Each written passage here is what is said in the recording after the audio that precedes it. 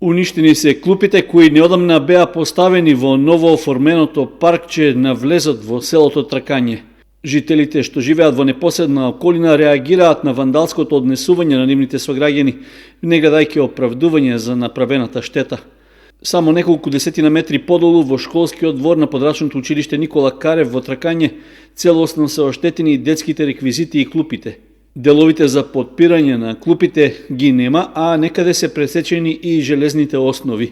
И покрај тоа што намената е за најмладите жители кои овде учат и го посетуваат Центарот за ран детски развој, и во овој случај победила несовесноста. Општинските служби констатираат дека уништувањето на урбаната опрема е постојано. Намета се канти за отпад, клупи, зеленило, се кршат млади дрвца и покрај тоа што се заштитени со метална конструкција. Деноиве на улицата 14-та бригада во Кочани од подпорен зид целосно била пресечена заштитната ограда. Направен е увид и на интервенција е повикана и полицијата.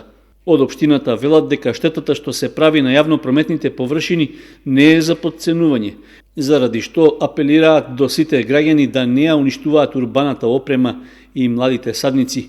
При тоа се искажува подготвеност да се активираат сите релевантни фактори од комуналните редари во комуналното претпријатие Водовод, од локалната самоуправа и полициската станица за да се преземат казнени мерки. Исто така од локалната самоуправа ги повикуваат граѓанските организации, местните и урбаните заедници да се вклучат во подигањето на свеста за зачувување на јавното добро, како и за конкретни активности што би помогнало во подобрувањето на актуелната состојба.